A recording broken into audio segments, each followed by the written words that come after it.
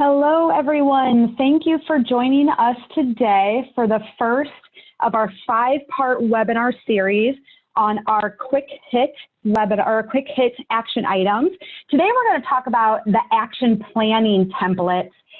If you're not familiar with me, my name is Emily Whitcomb. I'm a director on our Work to Zero initiative here at the National Safety Council, and I have been helping out on SAFER. If you've been on any of the task force meetings, you have probably heard me leading those. I'm really excited to be hosting this webinar series for you this week. These 30-minute webinars are designed to share the SAFER quick hits and to give you a short case study from one of our task force members who's been working in this area. So before we get started, I want to give a quick thank you to our sponsors.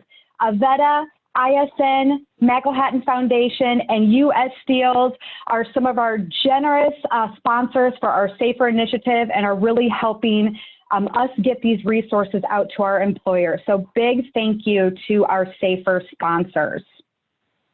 Let's take a look at our agenda for today. These webinars are only 30 minutes long. I'm going to start us off by talking about our framework, the playbooks that we pushed out. I'm going to walk you through the quick hit item. Today is the action plan template. And then we're going to spend the bulk of the time with a guest speaker who's going to share a case study. Today we have CARES Corporation, who's going to talk about their action planning. And then I'm going to close us out by looking through the website, the SAFER website, sharing with you some resources that are up there and some upcoming resources for you all as well. So let's get started by looking at the return to work guidance. These are actually some of the first pieces of information that we pushed out from SAFER. These frameworks and the playbooks were the recommendations of our task force members. We looked at 6 topic areas. We looked at the physical space. We looked at medical health, stress, emotional, and mental health. We looked at employment, legal, and HR. We looked at communication, and we looked at external factors. Those were our 6 topic areas that we really dived into. What are the recommendations that employers needed across these 6 topic areas?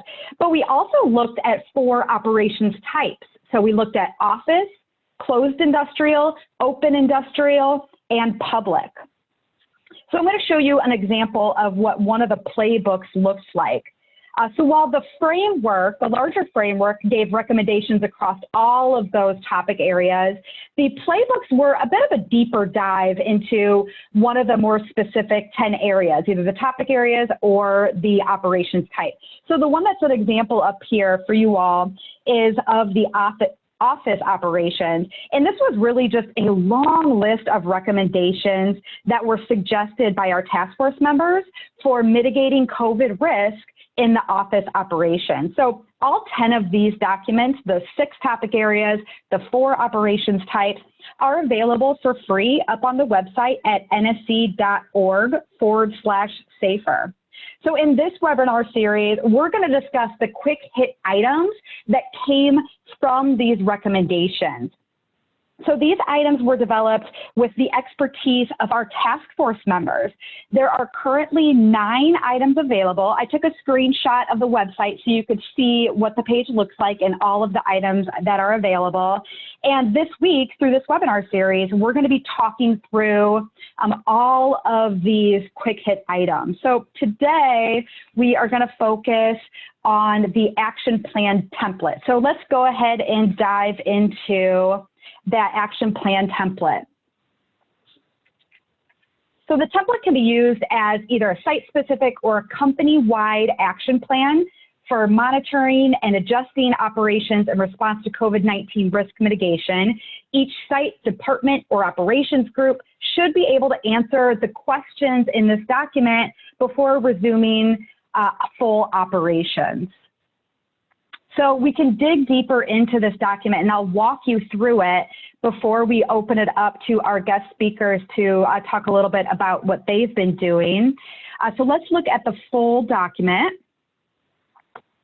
The first section here is preparation for change in operation status. And as you see, there's about 5 recommendations there for you to consider under this category. A few of them: who will communicate change in operations? How will the change be communicated? Who are the essential workers required for business continuity? How will the information be disseminated throughout the organization? Those are just a few items to consider. The next section is preparation for reducing risk exposure. Some of the items to consider there: what is the plan for shift scheduling to maintain required physical distancing for clock-in, breaks, meals, or any activity that brings groups of workers into close proximity? Do critical safety roles need to be adjusted in the light of these new shift patterns? For example, first aid or fire liaisons? The next bullet says which workspace areas are being closed to avoid close contact of employees. Do you need to close kitchens or break rooms in order to maintain social distancing? How will people be evaluated for symptoms or potential exposure prior to entering the workplace? Under the heading preparation for absence of workers, what procedure do employees use to report absence due to COVID-19 related sickness and or self-isolation due to potential exposure to COVID-19? Should they use normal sick time? Is there any specially coded sick time available? Preparation for cleaning and disinfecting. Does the current cleaning schedule allow for daily or maybe even more frequent cleaning and disinfecting of high-touch surfaces, such as handles or handrails? And if not, how will the cleaning schedule be adjusted to account for increase in cleaning needs? How will the areas where symptomatic employees have had contact be cleaned and disinfected? Few items to consider there. And then the final section in this action planning template for you all to consider is in regards to the preparation for responding to symptomatic employees. How are workers who leave with symptoms or call out sick with symptoms, how are they being tracked by management? What are the procedures for previously infected symptomatic employees to return to work? So again, this action planning template really gives you a list of items that you need to consider, that you really need to think through before you resume full operations. So I'm actually really excited to announce our guest speakers today, Samantha O'Kelly and Justin Fisher. Samantha has been super active in our task force meeting. She's really been a great help in sharing expertise. And I'm really excited to bring them on today to talk about how they've been doing action planning within their own operations. So I'm going to give quick bios before I hand it over to Samantha and Justin. So Samantha O'Kelly is a regional health, safety, and environmental manager for parts and service at Terex. Samantha has been with Terex for almost 7 years and in health, safety, and environment for 15 years. She's a member of the National Safety Council through the South Dakota Safety Council, headquartered in Sioux Falls, South Dakota, and she lives in Vermillion, South Dakota. Justin Fisher is the Health, Safety, and Environmental Manager for Manufacturing Operations of the Terex Utilities segment. Justin has been with Terex for over 12 years in multiple facilities, helping to lead the operations in their HSE development and advancement towards Terex zero harm safety vision. So Samantha and Justin, I'm going to hand it over to you. Thank you, Emily. I'm really excited to be asked to participate in this webinar.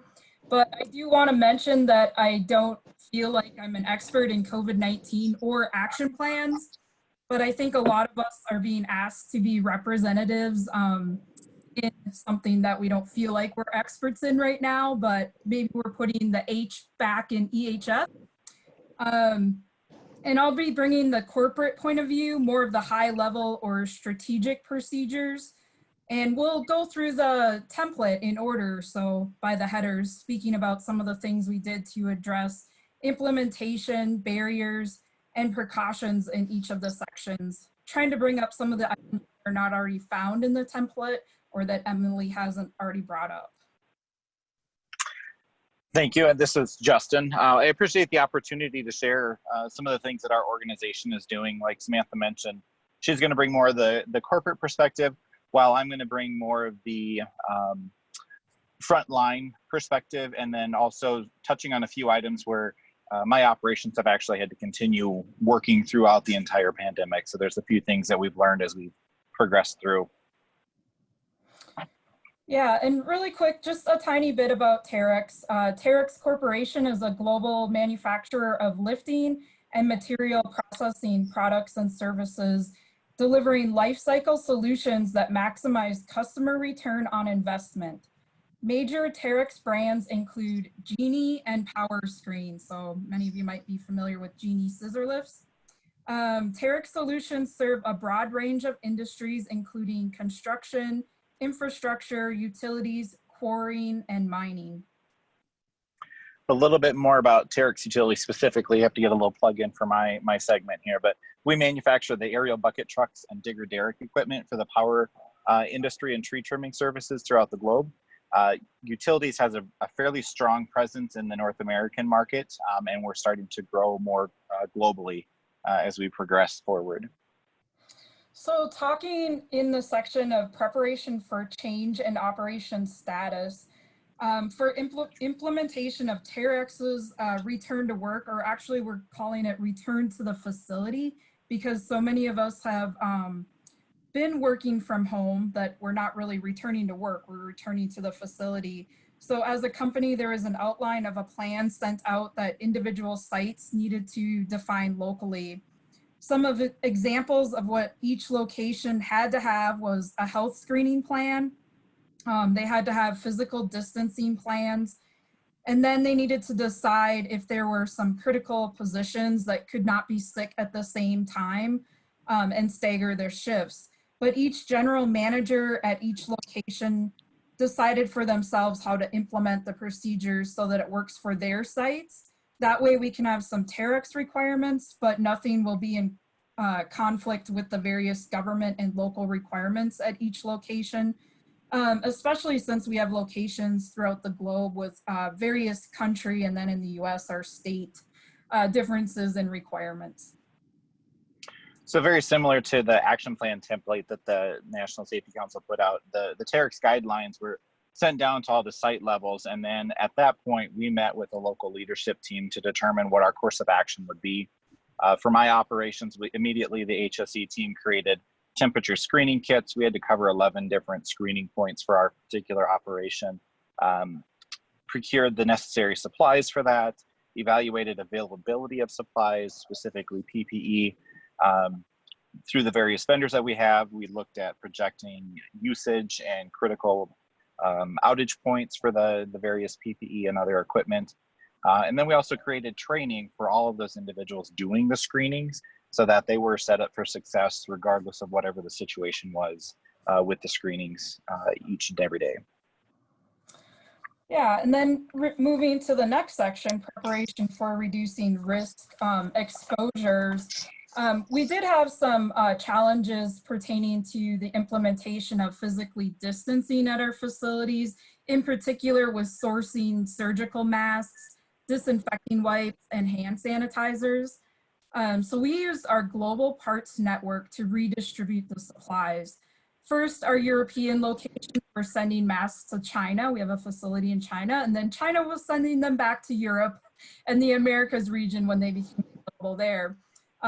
With the regions and business segments within the Terex organization, I'm not sure we've ever had so much interdepartmental or cross-regional or cross-segment cooperation before this, so that's one positive outcome.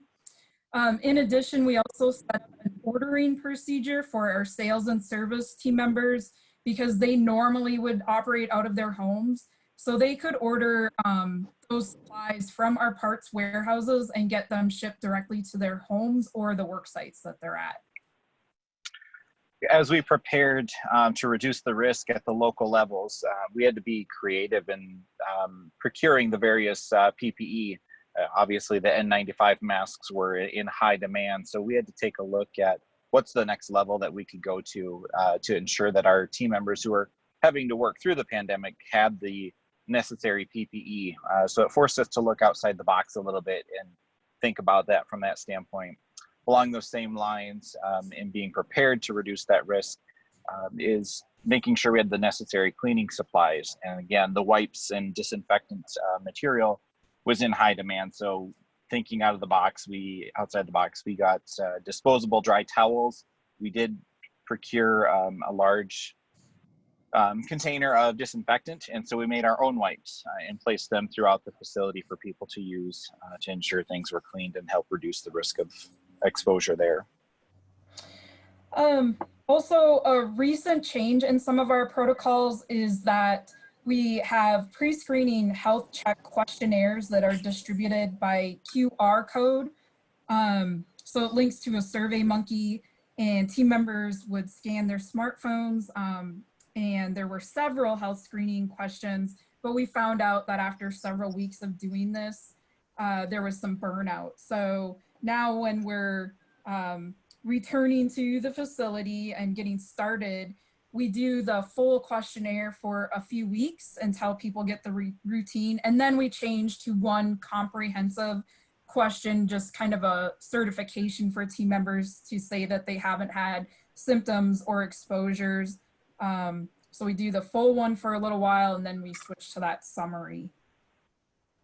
And as Emily mentioned in the introduction about communications and how's that going to take place, the one thing that we learned is making sure that we communicate early and often so the employees know and understand what the expectations are when they come into the facility. Along those same lines, making sure that you're communicating the new expectations or procedures out in the various languages that might be within your organization or facility. I know that might sound like a no-brainer to most people, but it's one of those things that honestly we had overlooked initially when we were trying to work through everything, trying to cover all of our bases. One of the other procedures that we adjusted, Emily mentioned it too, about the commonly touched surfaces. So from a HSE training standpoint, we used to have sign-in sheets that we get passed around from team member to team member, and they would sign off stating that they were present for the training. This was brought up by one of our shop floor team members, and we made an adjustment. The adjustment was simple. Supervisor would place a check next to the individual's name, and then we have a sheet that states, due to the COVID-19 pandemic, anybody on the sign-in sheet with a check was present during the training, and then the supervisor signs off on that, which again helps reduce the risk of that potential contact exposure.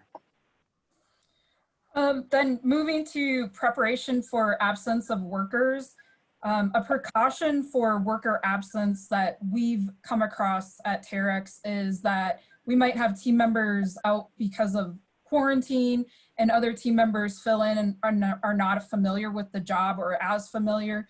And this can lead to exposures and unfamiliar risks to those team members. So we've seen some near misses and injuries because of a lack of knowledge for the tasks that they're doing. And, team members are coming back. I think there's a little bit of a push to be productive and get back to work because we're so unsure of the future. But, we learned we need to take time to make sure those team members are comfortable with the tasks and know that they can pause if they're unsure and ask for help. So we've been reinforcing that. At Terex, we have a program called Job Pause, and in your organization, it might be called Stop Work Authority or something similar to that.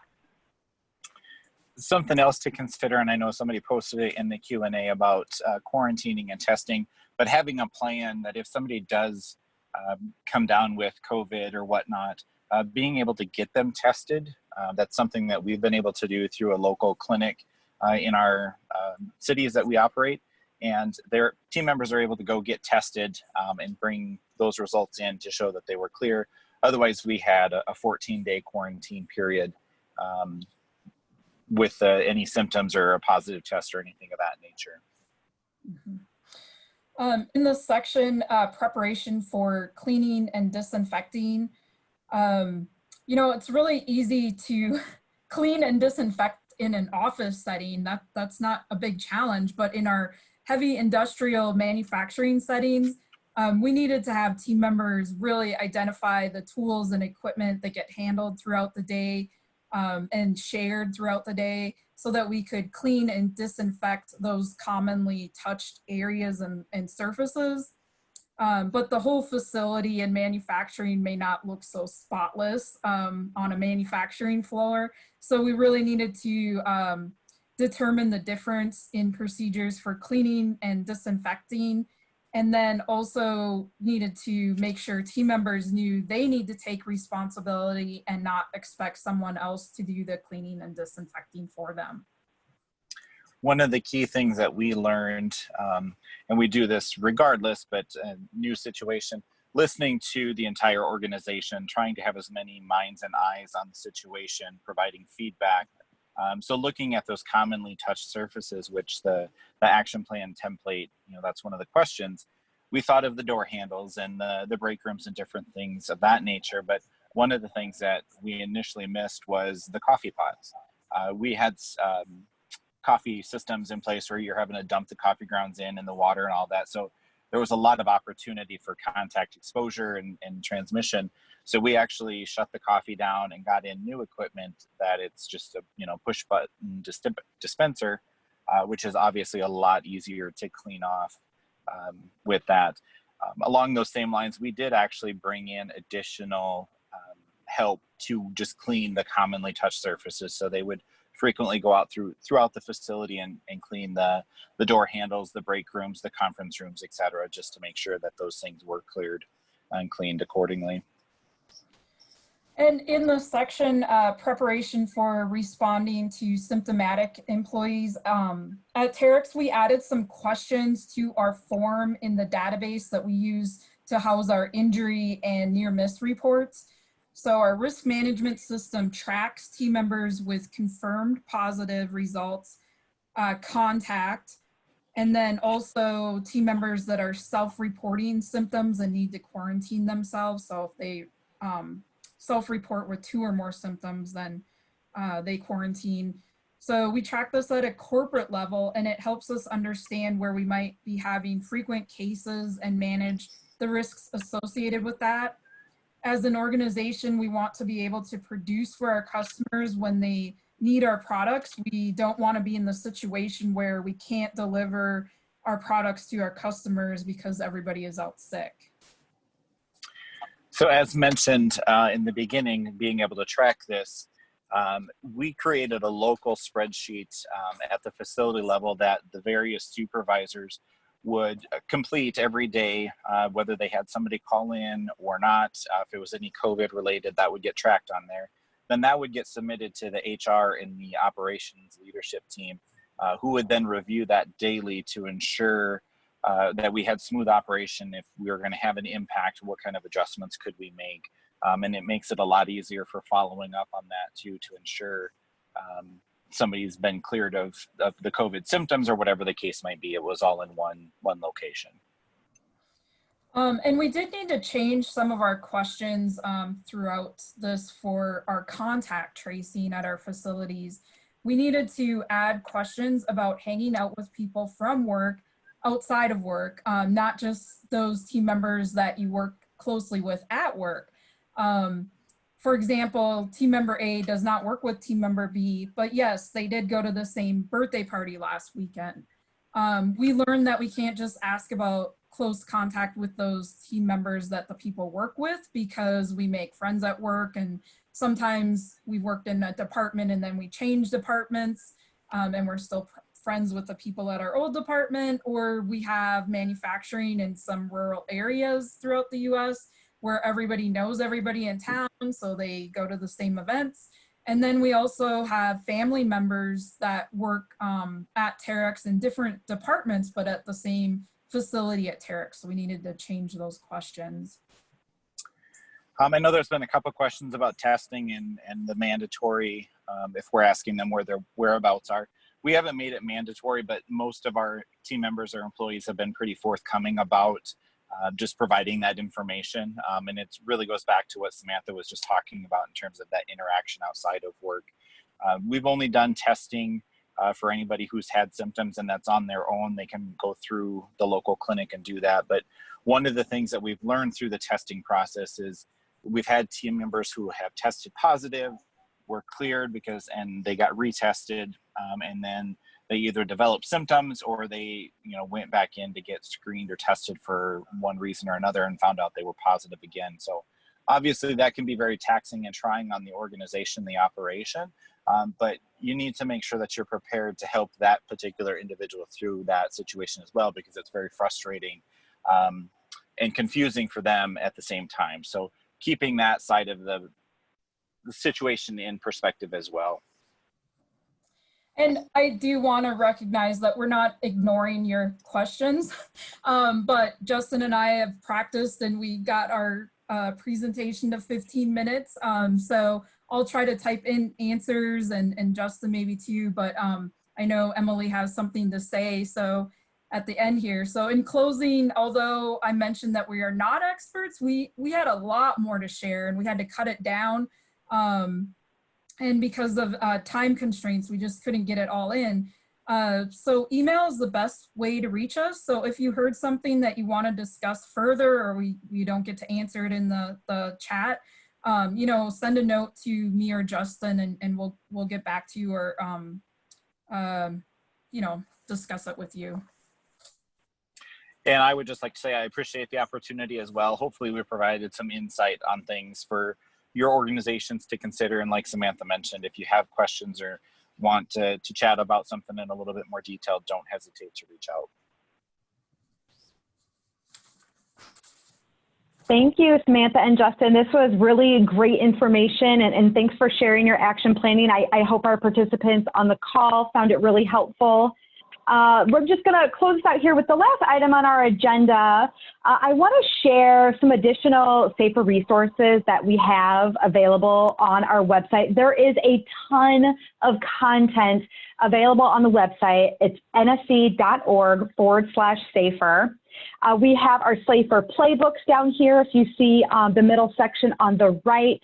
On the left is one of our new items. This is an organizational vulnerability assessment. And I want to show you what this looks like really quick. This is a free tool that, as I said, we just released.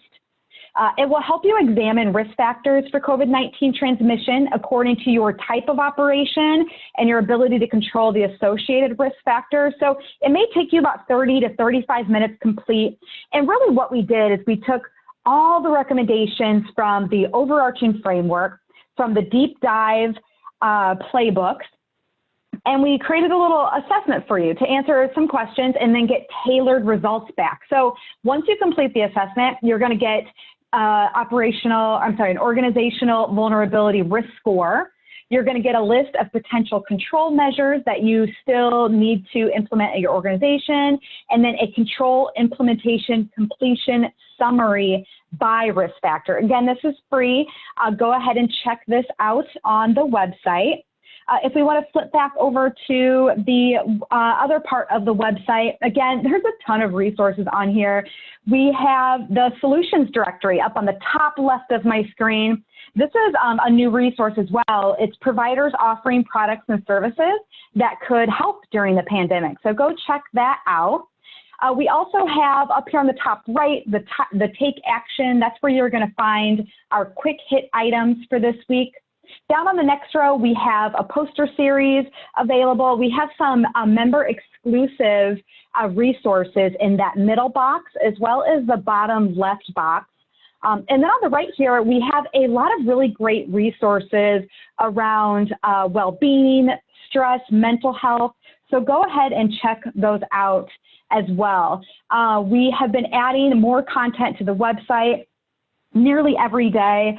Our resource library is the Safer collection up in the top middle is just a wealth of information that has been donated from our task force members. It's all organized in a searchable library, so make sure that you see that. The last thing I wanted to share is an upcoming webinar. So we actually held this webinar a few weeks ago, and we had a ton of participants on this webinar. So we thought we would bring it back for a second round. If you were not able to join the first round, or maybe you want to see the information again, our own Catherine Mendoza and Anthony Washburn are going to walk through the SAFER framework and how to create a plan for safe return to full operations. If you register, you get a free copy of the Return to Workplace Playbook. This is a deeper dive playbook than you can find for free up on our website. So we're really excited to offer that. You can find the registration at nsc.org/safer. And just to close us out here, I want to say thank you to all of you who were able to join us today. I know it was a quick webinar, only 30 minutes. We wanted to keep it short for you all because we know you're busy. Feel free to reach out if you have any thoughts or any questions, and join us tomorrow for our quick hit webinar series on managing anxiety. Our own Rachel Cooper and our guest, Carl Heinlein from the American Contractors Insurance Group, are going to talk about managing anxiety in this COVID time. So thank you all. I hope you have a good rest of your day.